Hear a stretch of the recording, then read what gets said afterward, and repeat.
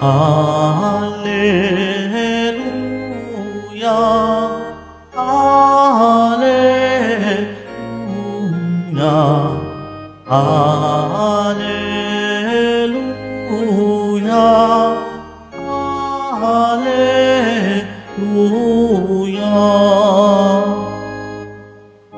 Si Kristo ay nagtagumpay, nalupig ang kamatayan, nagningning ang pagkabuhay. Alleluia,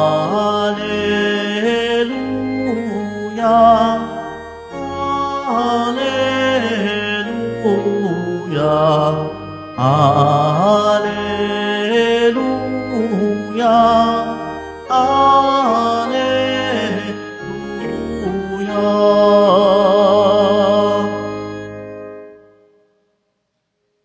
Sumainyo ang Panginoon. At sumayo rin. Ang mabuting balita ng Panginoon ayon kay San Mateo. Papuri sa iyo, Panginoon. Noong panahong iyon, samantalang nagsasalita si Jesus, may dumating na isang pinuno ng mga Hudyo. Lumuhod ito sa harapan niya na atang sabi, "Kamamatay lang po ng aking anak na babae.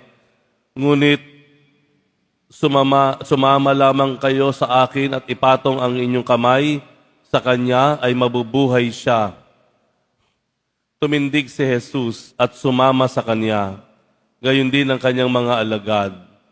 Sumunod din ang isang babaeng may 12 taon ng dinudugo.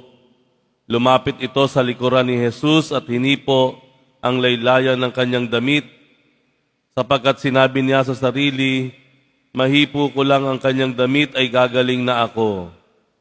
Bumaling si Jesus at pagkakita sa kanya ay sinabi, "Anak, lakasan mo ang iyong loob. Pinagaling ka ng iyong pananalig." Noon di gumaling ang babae. Nang dumating si Jesus sa bahay ng pinuno, nakita niya ang mga manunugtog ng plauta at ang maraming taong nagkakaingay. Sinabi niya, "Magsilabas kayo, hindi patay ang bata, natutulog lang." At siya'y pinagtawanan nila. Ngunit nang mapalabas na ang mga tao, pumasok siya, hinawakan ang kamay ng bata, at ito'y nagbangon. At ang balita tungkol sa pangyayaring ito ay kumalat sa buong lupaing yaon.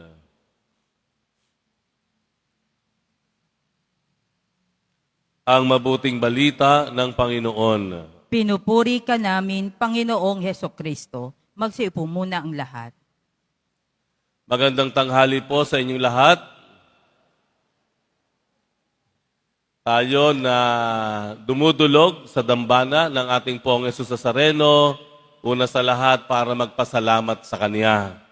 Nais ko rin pong batiin ang ating Hijos del Nazareno Anpon, sa pagdiriwang ng kanilang 20 taon ng paglilingkod at pagmamahal sa Poong Jesus Nazareno, ang mga balangay, mga kababaihan ng HDN Anpon. Ito po ay sa pangunguna ni Pres Albert Cañete. Palakpakan po natin ang ating mga Anpon na naririto.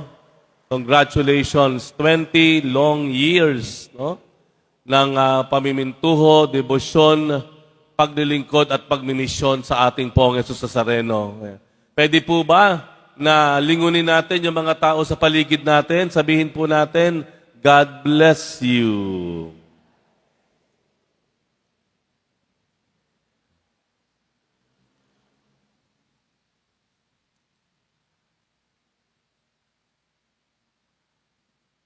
Minsan po, samot-samo ang ating nararamdaman pagdating sa Panginoon o paglapit natin sa Panginoon. Marahil may mga punto sa buhay natin, pakiramdam natin hindi tayo karapat-dapat sa Diyos. Hindi tayo dinidinig ng Diyos dahil sa ating katayuan. Minsan, ang gulo-gulo ng buhay natin at nagsasabi natin sa ating sarili, napakahirap magdasal. Ako ba ay dinidinig pa ng Diyos? Minsan po, hindi natin alam kung nasa saan tayo. Nalilito tayo. Hindi na natin minsan maintindihan maging ang ating sarili. At tayo ay laging may katanungan sa Diyos. Ito yung mga pangyayari sa buhay natin. At ito ay bahagi ng realidad ng buhay ng tao. Pero alam po ninyo, may sinasabi ang Panginoon, lalo't higit, kapag ang kalagayan o ang katayuan nating sa buhay ay maraming tanong, maraming kaguluhan, nakalilito, at tila tayo ay naliligaw, at pakiramdam natin hindi tayo karapat-dapat sa Diyos. Tingnan natin yung Ebanghelyo. Ang Ebanghelyo ay tungkol sa paglapit ng isang pinuno ng mga Hudyo.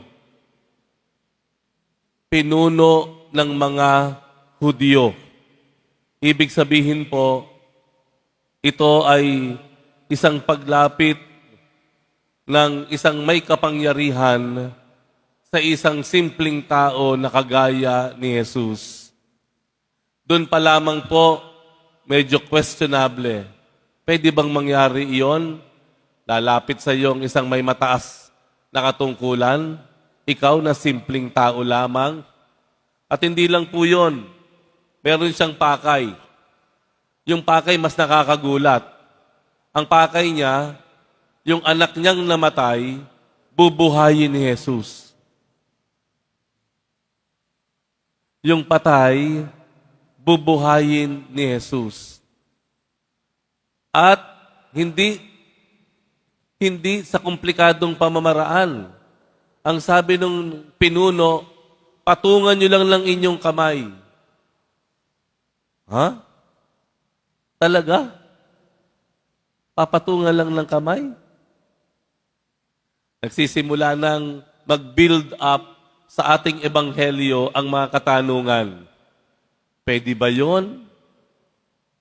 Pero hindi doon nagtapos ang usapan.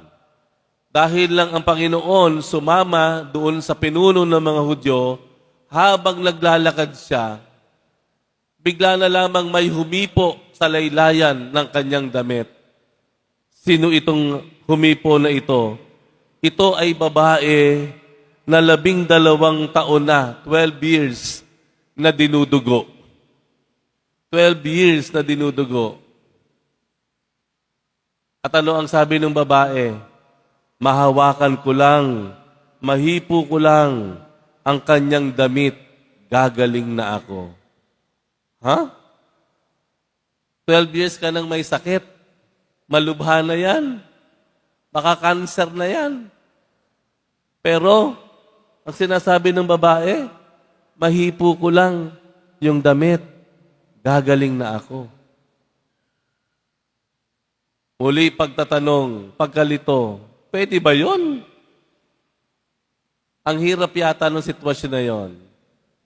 Pero ano nangyari? Instant healing ang tinanggap ng babaeng ito. Nakarating si Jesus doon sa bahay ng pinuno ng Hudyo. Pero pagdating doon, naglalamay na po. Naglalamay na. Mayroon na pong kumakanta ng mga awitin sa lamay. Yun yung tradisyon doon kasi ng mga Hudyo, no? Meron na mga namimighati. Meron na mga nakikidalamhati, nakikiramay. At naroon na sa bahay. Imagine nyo yung mga lamay sa bahay. Nandun yung mga kapitbahay, kaanak, halo-halo. Yun ang nadatna ni Jesus. Naglalamay na yung mga tao doon. Pero ano sinabi ng Panginoon? Bakit kayo naglalamay? Hindi patay ang bata, natutulog lamang siya. Muli, isang sitwasyon na naman na nakalilito, nagtatanong tayo. Gayon pa man, sa bandang huli, tunay nga na ang batang ito na itinuring ng patay ng madla ay bumangon at buhay na buhay. Ano po sinasabi sa atin dito? Na ang Panginoon ay buhay na buhay at may angking kapangyarihan at karunungan, lalo't higit sa mga sandali ng ating buhay na marami tayong katanungan. Sa mga sandali ng ating buhay na parang gulong-gulo tayo.